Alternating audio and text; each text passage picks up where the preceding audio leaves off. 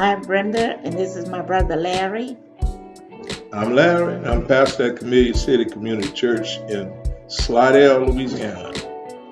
And my most memorable punishment was the way my mom brought us up. If we didn't go to Sunday school, well, we didn't go outside or we couldn't do anything. We would have to stay home. So this was a regular Sunday. We went to Sunday school and everything. We came home, changed our clothes. And so we got ready, and our friends came over, so we got ready to go to the beach. So we went and everything. We had our little fun, came back home. My mama was home by the time we got back. And she asked us where we had been. And we said, we were at the beach.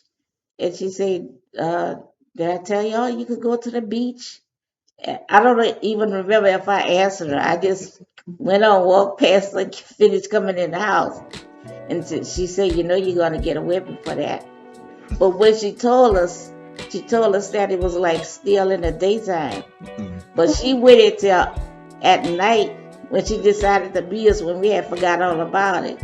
So she got the little belt and everything, and she whipped Larry first because he was in the kitchen. Some of our company was still there, and it didn't matter because our company was there. She whipped us while they were in the house.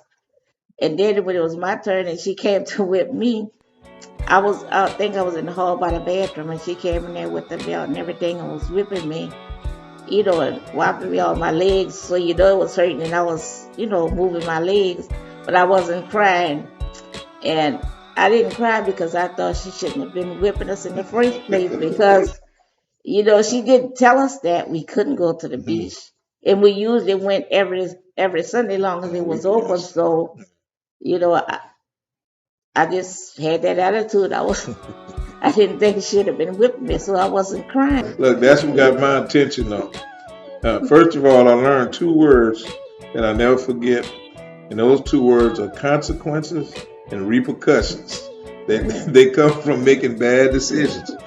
And actually, I know the way Brenda see it, the way I see it is we have our own way of looking at it. But with me, I didn't ask no questions because that's my older sister. So if she said, let's go to the beach, that's all I need to know.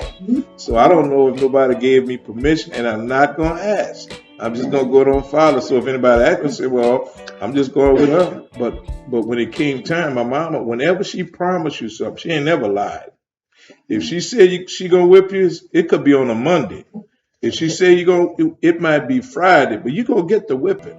You know it's coming. So, I would do things, try to head it off a little bit. I'd be sweeping, mopping, washing dishes, washing windows, anything to put in some good, maybe it won't be so hard on me, But anyhow, that night, I remember it got night, and I tried. Actually, they were still there, probably in the kitchen area.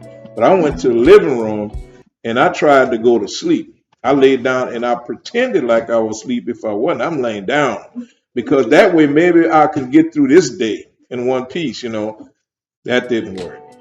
I was laying down, and to this day, I still probably mentally it affected me because I actually, to this day, I used to think that those extension cords still had electricity running in it. Because when that thing hits you on the leg, it feel like you're getting shocked at the same time. Boy, I said, Lord. When that thing, I jumped up and I started screaming, howling, hoping that's going to kind of calm them down a little bit, man. It wasn't working, though. And then after she finished with me, she went to get Brenda, and I'm on the sofa. I'm still crying and carrying on.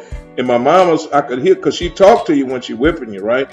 And I hear whipping Brenda, but I looked around, and she was in the hallway. I think she had a magazine reading it. My mama whipping her, and I could see her legs just. Well, I stopped crying by that time because I said, boy, look, because that made me look like, I'm the weak one. So I need, in my whole entire life, I tell you, one time that my mom would tell me, don't do something or don't go nowhere. I did it one time. And she told me to come inside, and I said, I'm out here with my friends. She just walked off and came in the house.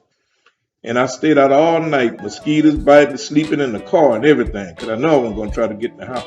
Well, the next day I'm tired and hungry, so I tried to get in the house. She came to the door, and I tried to just come in. and her foot was in that door.